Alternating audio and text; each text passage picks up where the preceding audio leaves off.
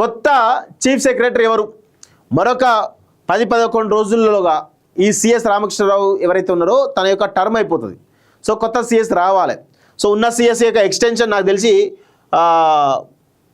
కాకపోవచ్చు, ఉన్న ఎక్స్టెన్షన్ ఉండకపోయేసరికి ఇప్పుడు ఎవరో కొత్త వ్యక్తి రావాలి. ఎవరున్నారు? ఇద్దరు ఉన్నారట.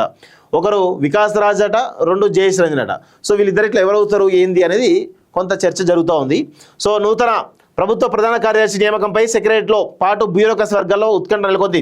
ప్రస్తుత సిఎస్ రామకృష్ణరావు పదవీ కాలం మరో 9 రోజుల్లో జూన్ 30తో ముగియడంతో కొత్త బాస్ ఎవరనే దానిపై సర్కారు కసరత్తు ముమ్మరం చేసింది. నిజానికి 1991 బ్యాచ్కి చెందినటువంటి ఐఏఎస్ అధికారి రామకృష్ణరావు గత ఏడాది ఆగస్టులోనే పదవి విరమణ చేయాల్సి ఉండగా రాష్ట్ర ప్రభుత్వం కోరిక మేరకు కేంద్రం తొలుత 7 నెలలు, తర్వాత 3 నెలల చొప్పున మొత్తంగా 10 నెలలు పొడిగింపు చేసిందట. సో మరోసారి ఎక్స్టెండ్ కోసం రాష్ట్ర ప్రభుత్వం ఆల్రెడీ రిక్వెస్ట్ పెట్టుకున్నది. కానీ సో రాష్ట్ర ప్రభుత్వం ఇప్పటివరకు ఎక్స్టెండ్ కోసం ప్రపోజల్ పంపలేదట. దీంతో ఆయనకు 3వసారి పొడిగింపు లభించేటువంటి అవకాశాలు లేవని సెక్రటరీ వర్గాలు పేర్కొన్నాయి. సిఎస్ పీఠం కోసం 92 బ్యాచ్ చెందినటువంటి సీనియర్ ఐఏఎస్ అధికారులు, స్పెషల్ చీఫ్ సెక్రటరీ హోదాలో ఉన్నటువంటి వికాస్ రాజ్ మరియు జయేష్ రంజన్ పేర్లను రాష్ట్ర ప్రభుత్వం ప్రధానంగా పరిశీలిస్తుంది. అత్యంత సీనియర్ అయినటువంటి శశాంక్ గోయల్ ఏడాది సెప్టెంబర్లో రిటైర్ కావడం, మరో సీనియర్ అరవింద్ కుమార్ సస్పెన్షన్లో ఉండడంతో సీఎం రేవంత్ రెడ్డి దృష్టి ఇప్పుడు వికాస్ రాజ్, జయేష్ రంజన్లపై పడింది.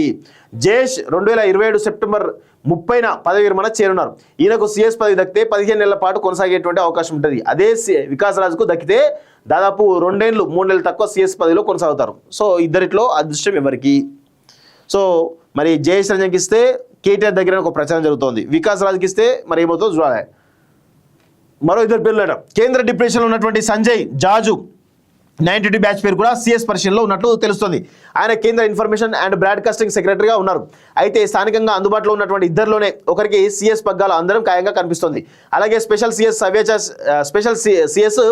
సవ్యసాచి ఘోష్ పేరు కూడా సిఎస్ రేస్లో వినిపిస్తున్నప్పటికీ ఆయన 94 బ్యాచ్ కావడం, జిల్లాలో ముఖ్యమైన శాఖలు పనిచేసిన అనుభవం లేకపోవడంతో ఆయనపై ప్రభుత్వం ఆసక్తిగా లేనట్లు తెలిసింది. ఒకవేళ రాష్ట్ర ప్రభుత్వం రామకృష్ణరావు ఎక్స్టెన్షన్ కోసం లేఖ రాసి గట్టి ప్రయత్నాలు చేస్తే చివరి నిమిషంలో సమీకరణాలు కూడా మారేటువంటి అవకాశాలు ఉన్నట్లుగా చాలా స్పష్టంగా తెలుస్తోంది. సో జయేష్ రంజన్, వికాస్ రాజ్లో ఎవరికి దక్కుతుంది, ఎవరి అంశాలేంది అని చూస్తే గతంలో రాష్ట్ర ఎన్నికల ప్రధానాధికారిగా పనిచేసి అసెంబ్లీ ఎన్నికలు విజయవంతంగా నిర్వహించిన వికాస్ రాజ్కు క్షేత్రస్థాయి పరిపాలనపై పట్టుంది. ప్రస్తుతం ఆర్ఎండ్బి స్పెషల్ సిఎస్గా వరంగల్ ఎయిర్పోర్టు, RRR అనుమతులు, ఇతర గ్రీన్ఫీల్డ్ హైవేలు, హ్యామ్ రోడ్ల విషయంలో ఆయన పనితీరుపై సీఎం సంతృప్తిగా ఉన్నారు. ఓకే, రెండోది. సో అదేవిధంగా ప్రస్తుతం మున్సిపల్ అడ్మినిస్ట్రేషన్, అర్బన్ డెవలప్మెంట్ ప్రత్యేక ప్రధాన కార్యదర్శిగా బాధ్యతలు నిర్వహిస్తున్నటువంటి జయేష్ రంజన్ రేసు కూడా అదే స్థాయిలో ఉన్నారు. గత ప్రభుత్వ హయాంలో సుదీర్ఘకాలం పాటు ఐటీ పరిశ్రమల శాఖల కార్యదర్శిగా పనిచేసి ప్రపంచ స్థాయి దిగ్గజ సంస్థల పెట్టుబడులను హైదరాబాద్కు రప్పించడంలో కీలక పాత్ర పోషించిన ఆయన కాంగ్రెస్ ప్రభుత్వంలోనూ అదే పనితీరును కనబర్చారు. గత 3 ఏళ్లుగా వరల్డ్ ఎకనామిక్ ఫోరం, రాష్ట్రంలో జరిగిన గ్లోబల్ సమ్మిట్లో భారీగా పెట్టుబడులు తెప్పించారు. తాజాగా మున్సిపల్ స్పెషల్ సిఎస్గా పనుల్లో తనదైన శైలిలో ముందుకెళ్తున్నారు. పైగా ఆ శాఖ నేరుగా సీఎం సమీక్షించడం గమనార్హం.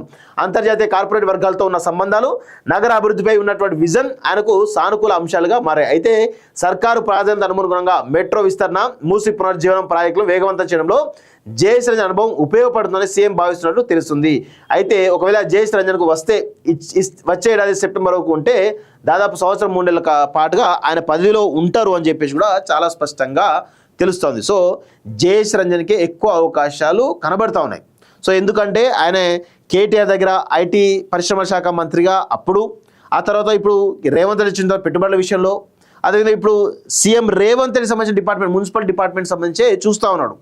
సో అందుకే దాదాపు రేవంత్ రెడ్డి క్లోజ్ టర్మ్స్ ఉంటాయి కాబట్టి 100% జయేష్ రంజన్కు రావడానికి అవకాశం ఉంది. ఒకవేళ క్షేత్రస్థాయి ఎక్స్పీరియన్స్ కావాలంటే వికాస్ రాజ్ను ఎంపిక చేసే అవకాశాలు అయితే చాలా స్పష్టంగా కనబడతా ఉన్నాయి. చూద్దాం మరి కొన్ని రోజులు అయితే దీనిపైన కొంత క్లారిటీ వచ్చేటువంటి అవకాశం అయితే కనబడతా ఉంది. ఎలుకల మందు తినిపించి 2 పసిపిల్లలను చంపినటువంటి తల్లేట చూడండి. చాలా దారుణమైన సంఘటన.